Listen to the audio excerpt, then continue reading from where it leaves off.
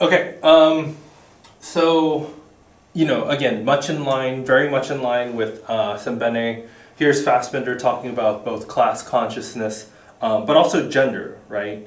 And specifically, Rubin is talking about how this is all occurring within the sort of post-war economic rebuilding period. Also to kind of piggyback on an earlier point about the new German filmmakers sort of grappling with the legacy of Nazism. This is like there's a correlative in the Japanese New Wave. If you look at those films and those filmmakers, there's a very similar sense of, especially the young filmmakers dealing with Japanese defeatism following the atomic bombings, and sort of dealing with the aftermath of that. Similarly, both countries are incredibly prosperous in West Germany and Japan because of the sort of post-war economic rebuilding. But it's precisely that kind of period which is that Fassbender is working in and working about, that becomes of interest. So on 5, there's a block quote that I would like to read. So even though he does period films as well, it always comes back to post-war rebuilding, right? Whatever their period, they dramatize the circumstances and concerns of middle-class life and stress the integral relationship between that life and the course of German history over the last 100 years. And so for what Rubin is kind of claiming is that for Fassbender, he's talking about the 20th century, right? And their films set across the 20th century, but what that all kind of has in common is a sort of, bourgeois world, right? Which to me only makes sense, right? Because we are talking about, the kind of conditions in the last 200 years, with some change, which are the conditions of, like after the Industrial Revolution, and after industrial capitalism, right? A few more lines down, like many others of similar disposition, which would be, Sembene is obviously one of them, and other filmmakers that we've come across too, and will come across. He was convinced that middle-class existence was based on an exploitative capitalist economic structure and an equally exploitative patriarchal social structure. So I just want to take a moment to kind of emphasize like what Rubin is talking about in terms of Fassbender is that they're like the last 100 years the 20th century is based on a capitalist economic structure, right, which is also a patriarchal, so these are one and the same for Fassbender, social structure, right? So this already has like a value judgment laden, so one might be a little bit more hesitant to agree with this, but this is just factual. We live in capitalism. But for Fassbender and Sembene, and I think even for Rubin, this is exploitative. And we can now think about this like what is being said here is that it's not just exploitative, let's say, for like the poor, right, or those who like the working class, right? It's saying that it's exploitative as such, right? So, and it's patriarchal as such. So clearly women are, exploited in this structure.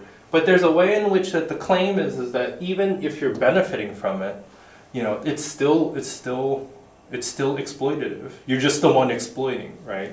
But that doesn't mean you're not yourself being exploited. That's the whole point of the bourgeois, right, or the bourgeoisie, right? They might could be, in the sort of economic boom, they might be benefiting from the economic boom, but that doesn't mean that they're not being exploited, and it doesn't mean that they themselves are not exploiting, right?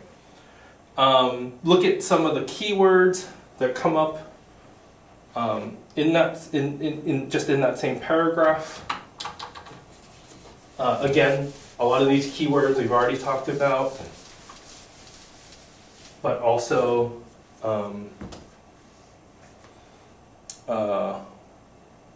they came up in Sembene, right? Marxist, avant-garde, counterculture, radical, and subversive, right? A lot of these terms we still throw around, but you know, to me it's like the proof is in the pudding. Are all the, you know, is everything that we call avant-garde necessarily avant-garde, you know, or are we just kind of tacking that onto it because I like the sound of it, right? You know, I can say that I'm really tall. It doesn't mean I'm really tall. I just like the sound of it. I could say I'm, you know, I'm really athletic, you know, but that doesn't mean I actually am, right? Just because you say it doesn't make it true, right?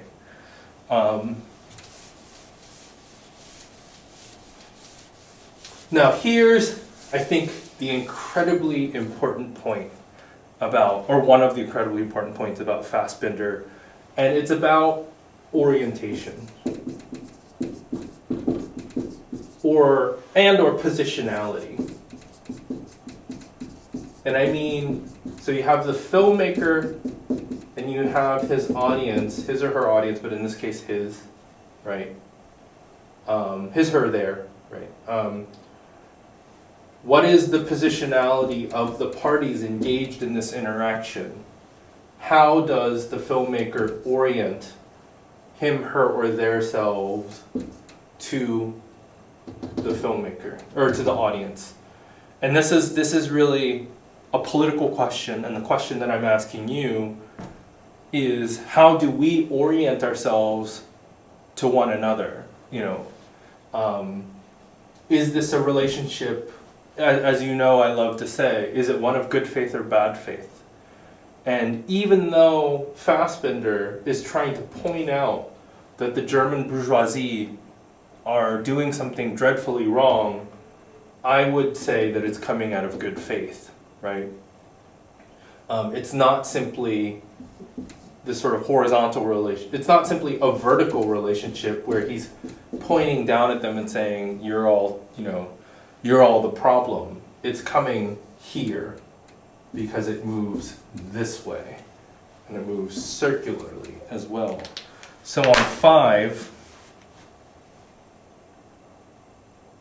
at the bottom, she talked about his double-edged purpose, like a double-edged sword, to consistently criticize the assumptions and values of the middle class while continually seeking the means to affect and win over that very audience of quote-unquote average Germans who were the object of his criticism. So he's trying to convince them, but he's trying to do it to become, to sort of like unify or put in affinity, you know, the kind of general public, right? He's trying to bring this, you know, these critiques to the public, but it's not so that he can feel better and he can, you know, kind of talk down at them, but to be like, hey, this is something that you're doing, I'm trying to help, right? And also, like, you know, like that it's not as if, you know, he's that different, right?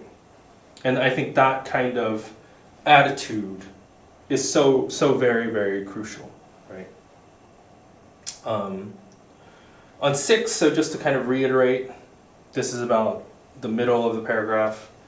As a filmmaker, he saw his task to be the awakening of his middle-class audience to the destructive implications of their own unexamined values. Now this is crucial. For one, you've heard me say numerous times this idea of like visuality and like laying bare or revealing.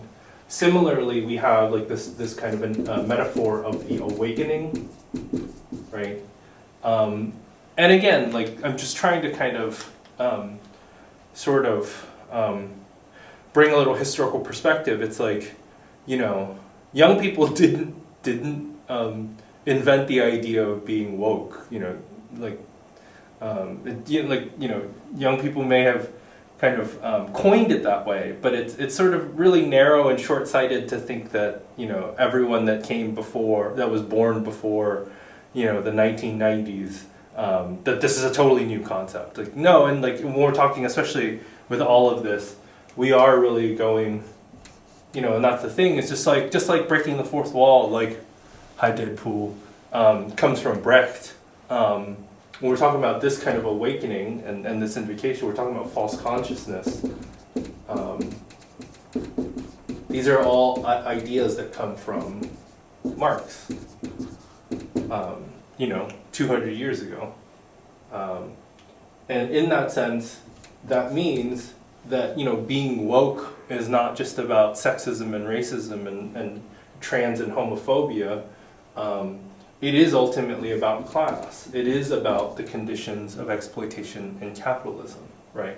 And that's not to say, just to be clear, I'm not saying that the kind of modern iterations of like whether it's woke or breaking the fourth wall are wrong per se. They are, you know, just by merit of enough people, of it becoming a new sort of normal or a new sort of use, that is totally valid in and of itself. But it's like, I'm just trying to point out, you know, it's very similar to like Brazilian Jiu-Jitsu. Like Brazilian Jiu-Jitsu is now one of the most practiced martial arts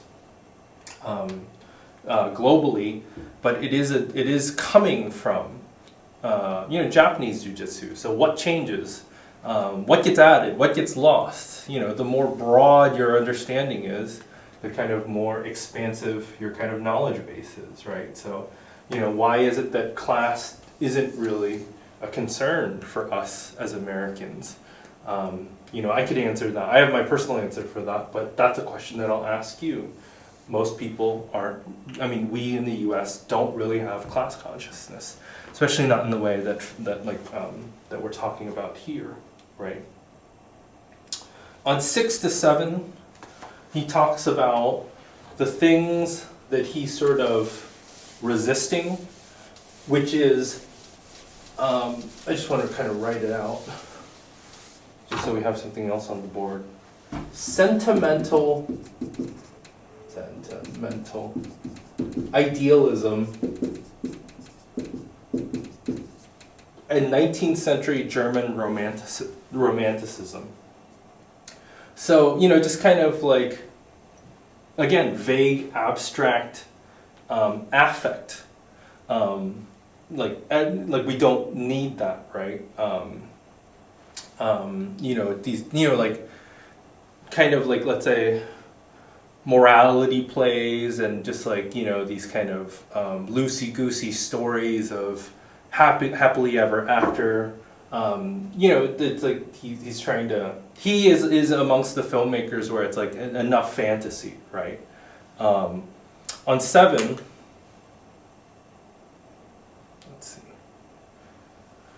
Fassbinder maintained that in the collective mind of the public, they are equated not with a particular ideology, but with universal truth. This is, again, I think like an incredibly crucial idea and line, and it's related to this like romanticism and idealism.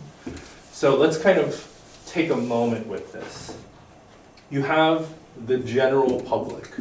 In this case, very similar to like the capitalist economy, you have the general West German bourgeoisie, the bourgeois public, right? They believe that their ideology, their worldview, their belief systems is a universal truth. So they're just correct, they're unequivocally correct. These are eternal ideas, they are timeless ideas, and this is why Fassbinder is against, and I'm against, these kind of just like loosey-goosey sort of sentimental idealism, as if this is why I insist on being historical, as if that, you know, these are just ideas that were passed down from like, you know, the first man Adam and Eve to us, right? To, you know, or from any, you know, and it's like, not to get distinctly like theological, like whether it's theological or mythical, this idea as if there is some sort of core to mankind that's like irrefutable, right? Because it was passed on from something that's more than us, something metaphysical, right? You know, as opposed to like, what is it though? Like, what is, and I mean, then Fassbender's pointing things out. No, it's like, it's our belief, any belief system of any people.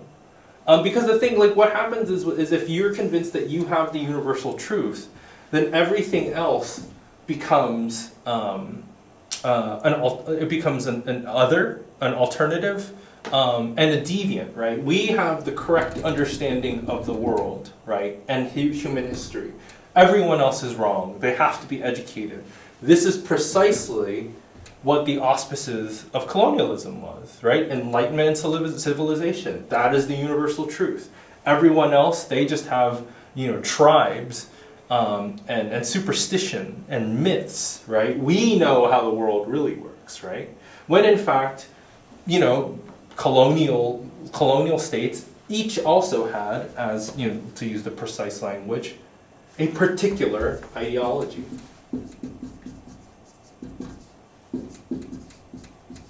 We have a particular ideology. We have a particular ideology that's specific to our moment in time, historically, and our place, right? It's really hard for us to imagine, right, that, you know, because it has to sort of persist in this hierarchy, it's very difficult for us to say that, like, it's very easy for us to say that North Korea, they're wrong, they're clearly wrong, and they have the wrong ideology.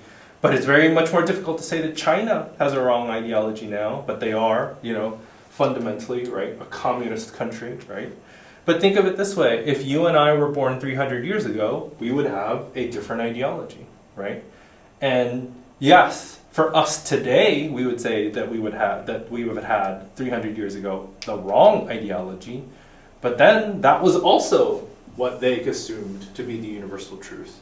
In 200 years, if we're still around, there's no saying, you know, there's no guarantee that we'll still have the same ideology, that our world system and our belief system and our worldviews will be the same. And it's really important to understand, right, that the way that we understand the world is not outside of history, right? That it's actually very much determined by history, right?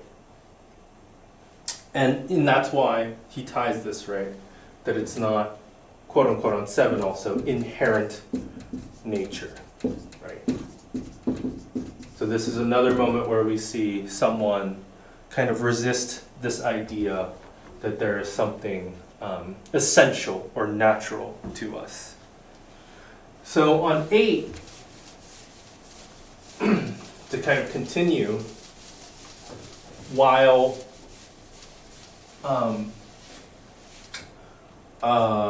the West German bourgeoisie were liable to see the third or National Socialism as a rupture, or like a crisis, or an anomaly, right? And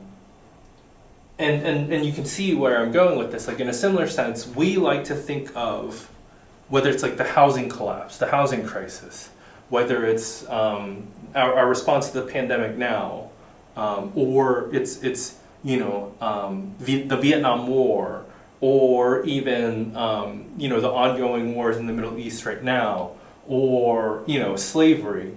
We like to see those as these sort of like shameful moments in American history, but they're exceptions, right? Like, for the most part, we've been good, and then we've had these kind of like brief moments of sort of rupture.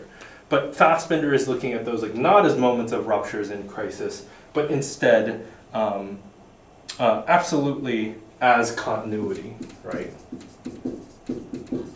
It's like two different kind of schools of thought, and if we think about it like in terms of drinking, right, or alcohol, it would be like the thing, like thinking that like, oh, what I said when I'm drunk does not count, right? But the other, you know, idea would be like, no, what you said when you were drunk absolutely counted, and in some senses it counted even more, right? Because you're working with inhibition, you're speaking from a kind of like a kind of really intense, emphatically felt place. So that's the suggestion here. I think I've even said this before, but I am much more emphatic about this, about thinking in these sort of senses. And this is why on 8, let's see which film. I guess is contemporary melodramas. They're putting in relation 1945 and 1977, and specifically in 1977, very similar to us, right? And our kind of moment currently in history, that the anti-terrorist campaigns and the response of the West German government, but of the state, but also the people, to sort of what's happening in the country at the time, are slippages like back into fascism. And so these like incredibly hostile, strong-armed, militant, jingoistic responses to, terrorism, for Fassbinder and Rubin are these sort of moments where it's like, hey, this is exactly how the Third Reich happened, how Nazism happened, which goes to show that, 30 years removed, we're still not so different. In a similar sense, I think about like,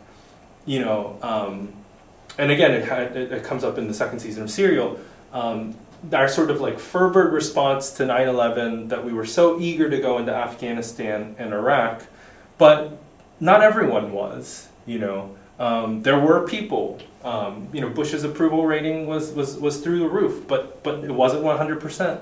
There were still people that said, yes, this is terrible what happened to us. My heart aches for the loss of human life, but the answer is not war, right? I think Fassbinder is doing kind of a similar thing. Okay, so we're gonna kind of head into the home stretch. So yeah.